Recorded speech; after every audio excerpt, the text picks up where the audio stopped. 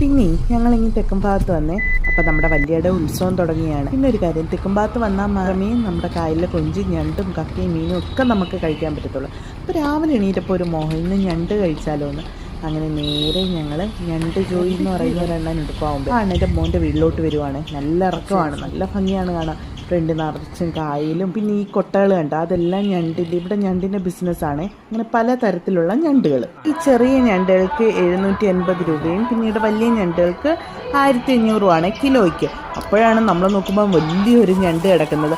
പക്ഷെ അവന് ഒരു കാലില്ല. ഈ കാലുണ്ടായിരുന്നെങ്കിൽ ഈ ഞണ്ടിന് എക്സ്പോർട്ട് ചെയ്യുവാണെങ്കിൽ അവർക്ക് ആ ഒരൊറ്റ ഞണ്ടിന് 5000 രൂപയെങ്കിലും കിട്ടിയേനെ. അവൻ്റെ ആ ഒരു കാല് പോയോണ്ട് അതിനെ തിന്നാനുള്ള ഭാഗ്യം നമുക്കാണ് കിട്ടിയേക്കുന്നത്. കണ്ടോ, വഴിയിലെല്ലാം താലപ്പൊലി വരുന്നതിനെ അലങ്കരിക്കാൻ വേണ്ടിയാണ് ആ മുളം കഷ്ണങ്ങൾ അങ്ങനെ കെട്ടി വെച്ചേക്കുന്നത്. അവിടുത്തെല്ലാം ലൈറ്റ് ഇടാൻ വേണ്ടിയാണ്. പിന്നീട് കുറച്ച് നാടൻ താറാമുട്ടയും വാങ്ങിച്ച് നേരെ വീട്ടിലേക്ക് വന്നു. അതിനുശേഷം അമ്മാളുവിനെ കാണിക്കാൻ വേണ്ടിയാണ്. ഇത് നമുക്ക് നമ്മുടെ വീട്ടിലല്ല, നമ്മൾ ഇന്ന് മാമൻ്റെ അങ്ങാണ് ആഘോഷിക്കാൻ പോകുന്നത്. അങ്ങനെ ഏതാണ്ട് ഈ ഒറ്റക്കാലം ഞണ്ടിനെ പിടിക്കും. ഭയങ്കര ഒറ്റക്കാലാണെങ്കിലും ഭയങ്കര പാടായിരുന്നു അവനെ പിടിക്കാൻ. നല്ല വെയിറ്റും ഉണ്ടായിരുന്നു. കൂടുള്ളത് പിന്നീട് ഏതാണ്ട് ഈ ഒറ്റ ഞണ്ടും പിന്നീട് ഏതാണ്ട് ഒരു 4 അല്ലാത്ത ഞണ്ടൂടെ വാങ്ങിച്ച് അങ്ങനെ ടോട്ടൽ 2 കിലോ ഞണ്ടാണ് നമ്മൾ വാങ്ങിച്ചത്.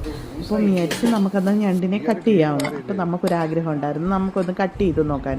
അങ്ങനെ നമ്മുടെ ചുറ്റും ഞാനും മാമനും പപ്പനും സ്നേഹിയും അമ്മാളും എല്ലാവരും കൂടെ ഞണ്ട് കട്ട് ചെയ്യാൻ തുടങ്ങുവാണ്.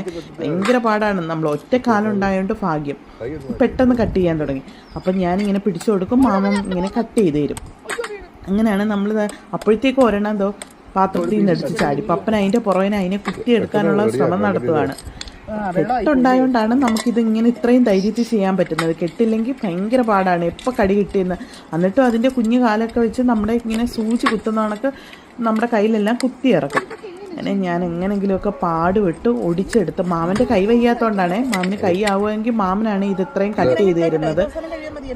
അങ്ങനെ ഒരുവിധ വലിയനെ നമ്മളെല്ലാവരും കൂടെ ചേർന്ന് കട്ട് ചെയ്തെടുത്ത്.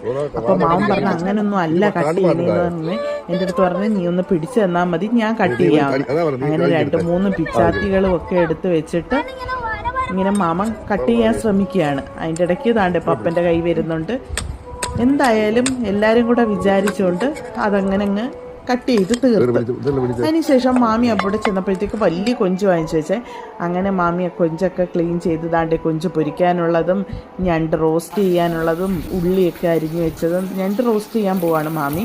പിന്നെ ചിക്കൻ ഫ്രൈക്കും എല്ലാം അവിടെ ജോലി തകൃതിയായി നടക്കുന്നുണ്ട്. ഇതിനിടെ ഞാൻ എൻ്റെ ഫ്രണ്ടിനെ കാണാൻ പോയിട്ട് വന്നപ്പോഴത്തേക്ക് വലിയ ഞണ്ട് അമ്മാളും ആയിരിക്കുമല്ലോ സ്ഥിരം കഴിക്കുന്നത്. അങ്ങനെ ബാക്കിയിരുന്ന ഞണ്ടും മീനും ഒക്കെ ആയിട്ട് ഞാനും കഴിച്ചു.